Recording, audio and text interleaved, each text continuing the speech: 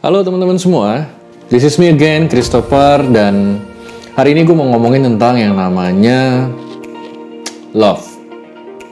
Gue bukan ahli cinta, namun setelah 7 tahun menikah, kurang lebih gue bisa menceritakan sedikit pengalaman gue lah. Namun, tentu gue gak mau juga membahas cuma pengalaman gue.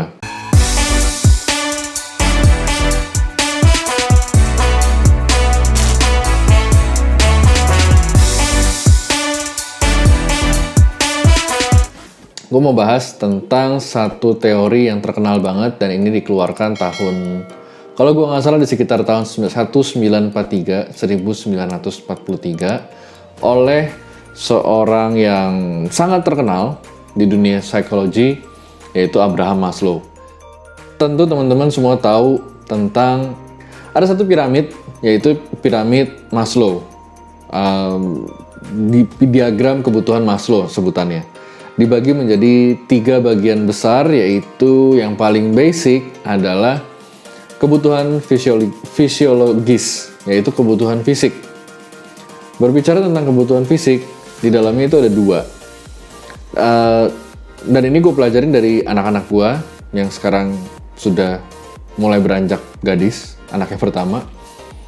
Yang kedua, anak gue masih kecil banget, masih balita. Yang pertama tentu adalah kebutuhan fisik, teman-teman, yaitu sandang, pangan, papan, air, konsumsi fisik. Itulah kebutuhan paling mendasar. Kalau itu belum terpenuhi, maka kebutuhan-kebutuhan lainnya dipikir-pikir nggak perlu menjadi fokus. Kalau yang paling bawah sudah terpenuhi, maka kebutuhan yang kedua adalah perasaan aman, secure. Perasaan bahwa dia berada di lingkungan yang membuat dia aman, nyaman, dan semacamnya.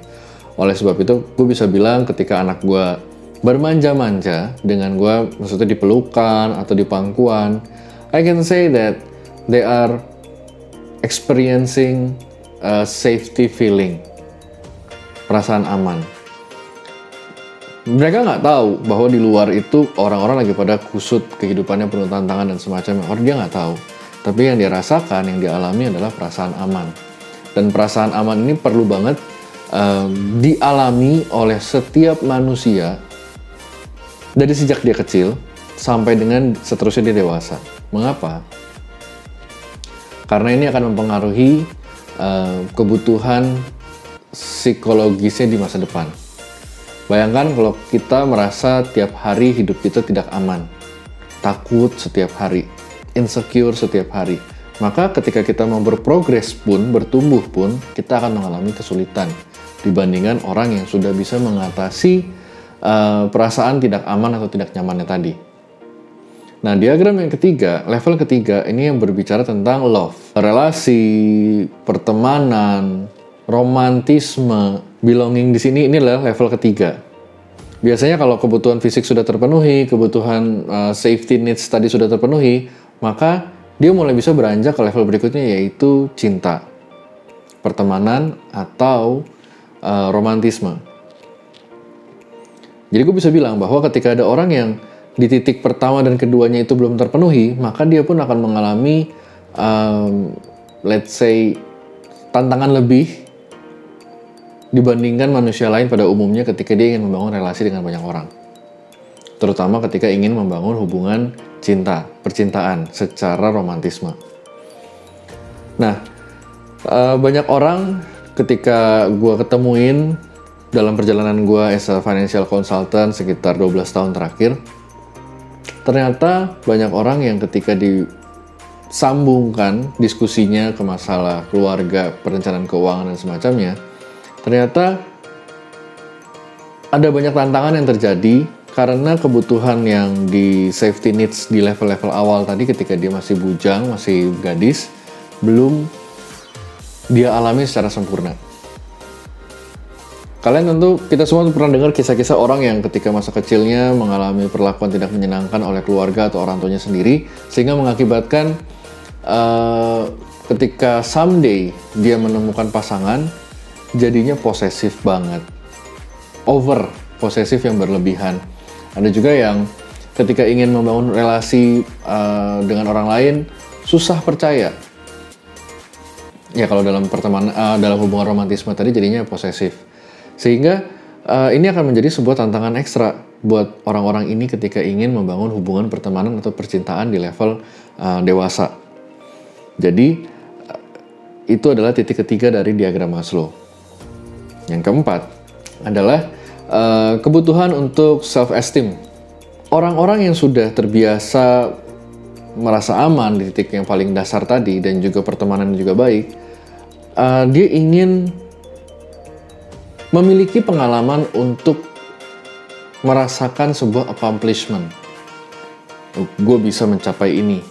Gue bisa, ketika orang-orang pacaran nih di masa remaja, cuma pacaran, namun ketika sudah beranjak makin dewasa, dia ingin punya bisnis. Dia ingin punya kendaraan, entah itu motor, entah itu mobil, ataupun possession yang kalau dia miliki, maka perasaan di level keempat ini akan terpenuhi. Misalkan, kalau zaman dulu, ketika saya masih kecil, punya Tamagotchi itu sebuah accomplishment. Zaman sekarang, anak-anak yang di umuran saya dulu, bisa punya handphone flagship, bisa dibawa ke sekolah ataupun aktivitas dengan teman-temannya, itu sebuah accomplishment. Ketika masuk lagi ke level seumuran saya, mungkin ketika masuk ke dunia sosial media, punya follower di angka sekian, likes di angka sekian, itu sebuah accomplishment. Yang menjadi bahaya adalah, kalau di level-level sebelumnya belum terpenuhi, maka di titik yang keempat ini, dia bisa mengalami stres sendiri. Kalau angka tersebut tidak sesuai harapannya. Kalau parameter-parameter di luar dunianya tidak terpenuhi sesuai harapannya. Jadi, perasaan self-accomplishment itu tidak tercapai, teman-teman. Yang terakhir, ini udah masuk ke level spiritualitas, masuknya sebagai self-actualization. Artinya gini, ada orang-orang yang sudah berdamai dengan dirinya sendiri, dia sadar bahwa dia dicintai, dia sadar bahwa kebutuhan hidupnya selalu terpenuhi, dan dia sadar bahwa dia tidak ingin menuntut apapun lagi dari kehidupan ini. Self-love-nya sudah terbentuk sedemikian rupa dengan baik. Sehingga dia nggak butuh lagi accomplishment tadi. Bagi dia, ya udah, saya sudah punya mobil di level A, saya nggak butuh mobil di level yang lebih mahal atau lebih mewah. Bukan berarti saya menentang orang-orang yang punya mobil itu tidak sempurna, bukan. Yang punya mobil sport atau mobil-mobil yang mewah-mewah itu belum mencapai kesempurnaan, bukan. Itu bukan bagian saya untuk menilai titik itu. Namun ada orang-orang yang berpendapat bahwa kalau dia memiliki gadget terbaru ataupun perhiasan terbaru, self-accomplishment itu fulfill. Namun kalau orang sudah masuk di level yang paling atas, self-fulfillment needs-nya terpenuhi, spiritualitasnya terjamin, biasanya dia tidak lagi memikirkan hal-hal yang sifatnya sementara. Baginya, hidup ini adalah sebuah perjalanan, dan yang terpenting adalah tujuan akhirnya. Dia bisa berguna buat banyak orang, dia bisa menjadi berkat buat banyak orang. Dia tidak lagi menuntut untuk dicintai, tapi dia menuntut dirinya untuk bisa berkarya menyalurkan panggilan hatinya. Teman-teman, bulan Februari adalah bulan Valentine, bulan kasih sayang. Kita mungkin udah lama nggak ketemu saudara kita udah lama nggak ketemu orang tua kita, mungkin kita nggak bisa kumpul-kumpul seperti momen-momen di tahun sebelumnya. Namun, kita semua sadar juga bahwa di momen yang challenging seperti sekarang, cinta ini tetap bisa dilakukan secara dengan cara yang baru. Mungkin secara virtual, ada orang-orang yang kumpul secara virtual di aplikasi conference, Zoom, Google Meet, atau semacamnya. Itu semua menunjukkan bahwa kita bisa tetap memenuhi kebutuhan cinta kita dengan cara-cara yang baru. Mungkin berbeda, namun semoga tidak mengurangi esensinya, bahwa kita hanya ingin membagikan kasih kita, membagikan cinta di hati kita, agar balik lagi, kita juga menerima cinta dari orang lain. Jangan sampai momen-momen ini menjadi sebuah momen yang menyulitkan karena kita menuntut lebih, yang malah berbahaya. Singkat cerita adalah, kenali diri kita, terima diri kita, agar kita pun bisa membangun relasi yang baik dengan orang-orang lain.